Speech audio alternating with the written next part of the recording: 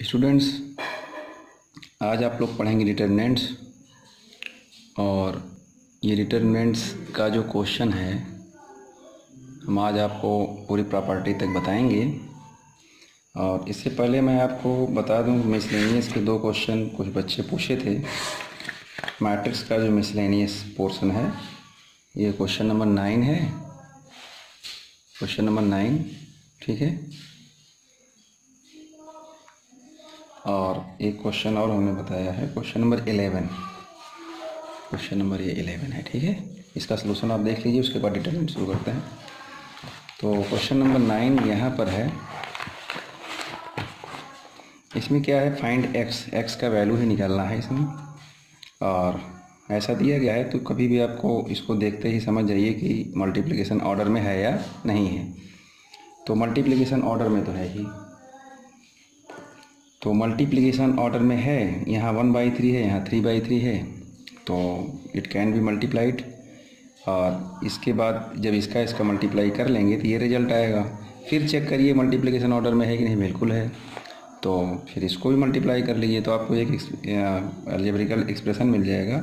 इसको सॉल्व करके आप आसानी से निकाल सकते हैं ये रिजल्ट। क्वेश्चन नंबर 11 में क्या है, जैसे ये इसमें भी x को निकालना है। ये x है, कोई मैट्रिक्स होगा x, और ये टर्म्स है, ये टर्म्स है। अब आप x मानोगे कैसे, ये आप मत सोचना कि हम रेंडमली कुछ भी ले लें। x वो माना जाएगा जिसका इसके साथ मल्टीप्लाई होने के बाद जो ऑर्डर आएगा वो 2/3 आना चाहिए। After the multiplication gate order of these matrices will be 2/3। ये है, तभी आपका ये एक्स सही होगा। अब ना समझिएगा कि हमेशा ABCD ही ले लेंगे, ठीक है। हालांकि इस क्वेश्चन के लिए सही है। तो यहाँ देखिए मल्टीप्लिकेशन हो जाएगा इसके साथ, और ऑर्डर भी 2/3 आएगा। क्यों? क्योंकि यहाँ पर इक्वलिटी ऑफ मैट्रिसेस भी देखना है ना, तभी तो आपको ABCD निकलेगा। तो 2/3 आ गया, ये भी 2/3 है, ये भी 2/3 है। दोनों को हम क्या करेंगे, कंपेयर कर लेंगे इक्वलिटी ऑफ मैट्रिसेस से, और कंपेयर कर लेंगे तो आपको ABCD का वैल्यू आसानी से मिल जाएगा। इक्वेशन को सॉल्व कर लेंगे, मिल जाएगा, ठीक है। डिटरमिनेंट्स साथ शुरू करते हैं। तो डिटरमिनेंट्स में आप देखिए, ध्यान से समझिएगा। जो डिटरमिनेंट होता है एक्चुअल में अरेंजमेंट होता है 2 लाइन्स के between, the arrangement of elements between 2 lines, the arrangement of elements between 2 lines of order n/n। ये n/n का मतलब होता है कि स्क्वायर हो, इससे टू बी डिटरमिनेंट, इसको आप डिटरमिनेंट कह सकते हैं। बाकी डेफिनेशन और भी लिखा गया है। इसको डेट ए या डिटरमिनेंट का सिंबल ये है, ठीक है, या डेल्टा भी लिख देते हैं तब भी कोई दिक्कत नहीं है। इससे इसको रिप्रेजेंट करते हैं, ठीक। और आगे बढ़िए। अब सेकेंड ऑर्डर का अगर डिटरमिनेंट है तो उसको कैसे आप एक्सपेंशन उसका कैसे करेंगे या कैसे सॉल्व करेंगे, सलूशन उसका क्या होता है। जो सेकेंड ऑर्डर का डिटरमिनेंट होता है उसका solution like a simultaneous linear equation का सलूशन ही होता है। जैसे आप इस सलूशन को सॉल्व कर लीजिए और ऐसे ही इसको मैट्रिक्स फॉर्म में रिप्रेजेंट कर दीजिए, तो ये दोनों चीज़ सेम है। इसमें ज़रा घबराइए नहीं, आराम समझिए। जैसे ये कोई लीनियर इक्वेशन है, युगपत समीकरण टाइप का कोई समीकरण है, इसमें XY का वैल्यू आपको निकालना है। तो आप जैसे सब्स्टिट्यूशन मेथड करते हैं, एलिमिनेशन करते हैं, जैसे भी आप XY निकालते हैं, और यही आप प्रोसेस यहाँ से करके निकाल लीजिए। भाई ये मैट्रिक्स मल्टीप्लिकेशन करोगे तो यही तो आएगा, A1x + B1y = C1 आएगा, तो यही A2x + B2y = C2 आएगा, यही, ठीक है। तो यहाँ ये देखने को मिलता है कि अगर ये यूनिक सोल्यूशन आप हाई स्कूल में पढ़ चुके हो कि यूनिक सोल्यूशन के लिए A1/A2 is not equal to होना चाहिए B1/B2 के। तो अगर हम इसको थोड़ा सा इस इनइक्वलिटी को, इसको इनइक्वलिटी कहते हैं क्योंकि इक्वल नहीं है, तो इनइक्वलिटी हुआ, असमी क्या हुआ, इसको ज़रा इधर ले आएंगे, माइनस हो जाएगा, नॉट इक्वल टू 0 हो जाएगा, सिंप्लीफाई करेंगे तो ये आएगा।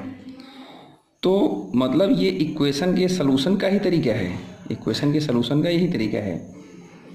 और जब हम इस डिटरमिनेंट को सॉल्व करते हैं इस तरीके से, बाई क्रॉस मल्टीप्लिकेशन, मतलब ऊपर से नीचे का मल्टीप्लाई, नीचे से ऊपर का multiply, A1 B2 - A2 B1, तो यही प्राप्त होता है। जो आपको लीनियर इक्वेशन सॉल्व करने पे रिलेशन मिलता है वही चीज़ डिटरमिनेंट के सलूशन में भी वही मिलता है। तो ये कहा जाता है कि चाहे आप लीनियर इक्वेशन को किसी मेथड से सॉल्व करें या डिटरमिनेंट मेथड से सॉल्व करें तो वैल्यू सेम आती है ना, और बहुत छोटे में आ जाता है, इसलिए इसको इसी से सॉल्व करना होता है। आगे हम इसको बताएंगे। तो आप देखिए इसको सॉल्व करेंगे तो भी आपने जो यहाँ रिजल्ट देखा था ये इक्वेशन के लिए जो आ रहा था, ठीक वही चीज़ इसके लिए आ गया, डेल्टा इक्वल टू दिस। तो इसी को बोलते हैं solution of determinant of two order. Two order का अगर डिटरमिनेंट है तो उसका सॉल्यूशन ये होता है। अब थ्री ऑर्डर का हो तो कैसे होता है इसको भी आप समझ लीजिए। थ्री ऑर्डर के लिए जैसे लिख दिया जनरली जैसे आप लिखा करते हो, और एक बात दिमाग में पहले से सेफ रखी, हमने डेफिनेशन में लिखा है कि जो स्क्वायर मैट्रिक्स होता है, स्क्वायर मैट्रिक्स को डिटरमिनेंट की तरह यूज कर सकते हैं, या ऐसे भी कह सकते हैं कि every square matrix can be associated to an expression which is known as determinant. यही डेफिनेशन में लिखा गया है, ठीक है, ये डेफिनेशन में है, इसको आप देख लीजिएगा। अच्छा, तो 3/3 का डिटरमिनेंट कैसे सॉल्व करते हैं, तो उसको सॉल्व करने से पहले आपको ये चाहिए कि माइनर और कोफैक्टर को समझ लें। माइनर्स क्या होता है? माइनर का मतलब होता है उपसारणी और कोफैक्टर का मतलब होता है शाखंड। तो यहाँ पर जैसे उपसारणी क्या होता है, A11 की उपसारणी होगी, इस जो ये हमने सिंबल बनाया मतलब ये चीज़ लेफ्ट हो जाएगा, इसको छोड़ देना होता है। जो रिमेनिंग बचता है वही A11 का उपसारणी कहलाता है ना, ठीक है। इसी तरीके से आप A22 को निकालना हो तो इसको सर्किल बनाइए, इसके एलांग ये रो, इसके एलांग ये रो, इसके कॉलम छोड़ दीजिए, तो जो बचा ये और ये बचेगा, ठीक है। किसी भी एलिमेंट का A33 निकालना हो तो इसके एलांग रो, इसके एलांग कॉलम छोड़ दीजिए, ऐसे एरो अपना समझ लीजिए बना हुआ है। तो जो बचा हुआ टर्म्स है वो उसका उपसारणी कहलाएगा, यानी माइनर्स कहलाएगा, ठीक है। तो एक हमने लिख दिया है कि similarly it can be find minor of each element of determinant, मतलब प्रत्येक एलिमेंट का माइनर्स इस तरीके से प्राप्त किया जा सकता है।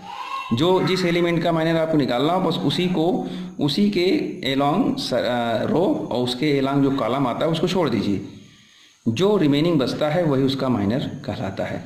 अब कोफैक्टर समझ जाइए। तो जो कोफैक्टर होता है उसमें एक चीज़ और इंक्लूड हो जाता है, इनके साइन, चिन्ह, यानी प्लस माइनस, कि भाई हर एलिमेंट आप लेते हो तो उसका कुछ साइन भी होता है, किसी का प्लस माइनस ऐसे चलता है इसका ऑर्डर सीक्वेंस।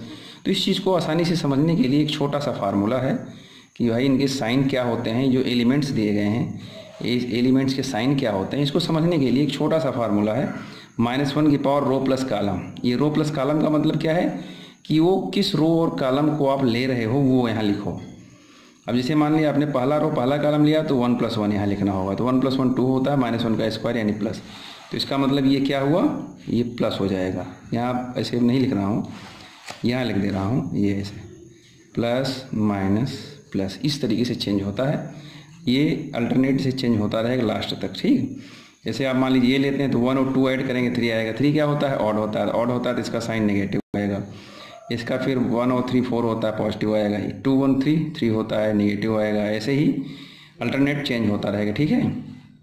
इस चीज़ को आप बढ़िया समझ लीजिए, माइनर और कोफैक्टर।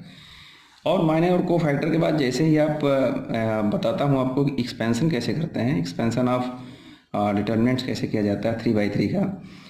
तो उसमें क्या होता है कि जितने भी आपके माइनर्स हैं विथ कोफैक्टर के साथ आपको सॉल्व करना होता है। जैसे मान लीजिए आपने किसी भी एक रो या एक कॉलम के अलॉन्ग आप इसको एक्सपेंशन कर सकते हैं। जैसे आपने लिया A11 लिया, ठीक है।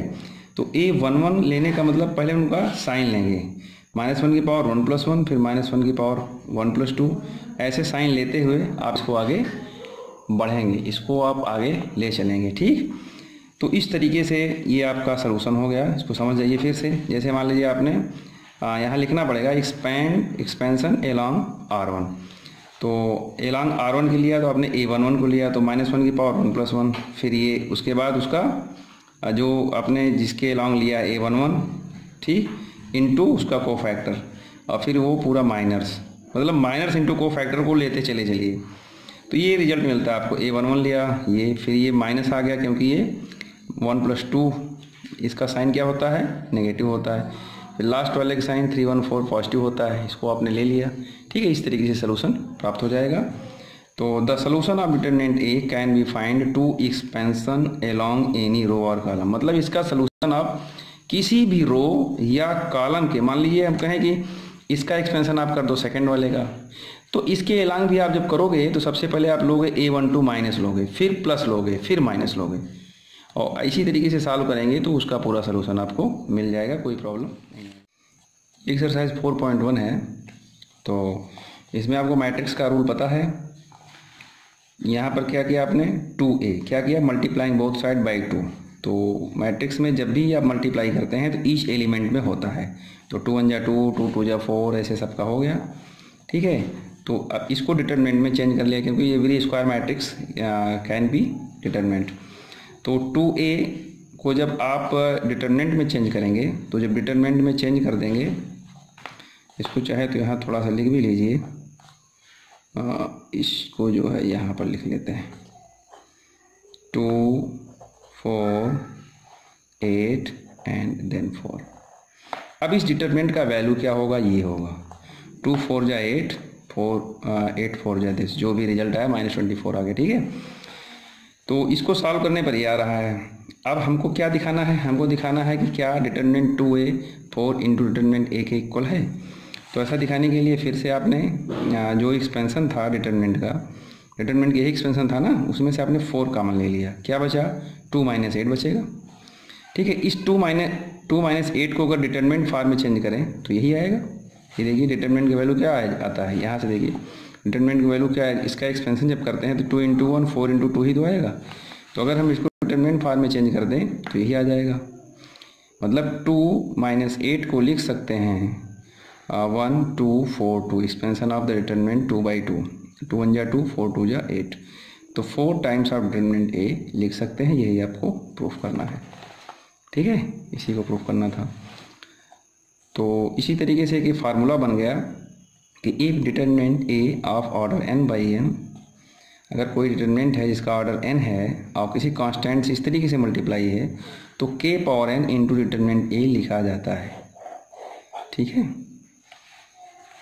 इस तरीके से आप लिख सकते हैं। और अब एक क्वेश्चन नंबर 8 भी आप देखिए। 8 में क्या कहता है कि x का वैल्यू निकालिए।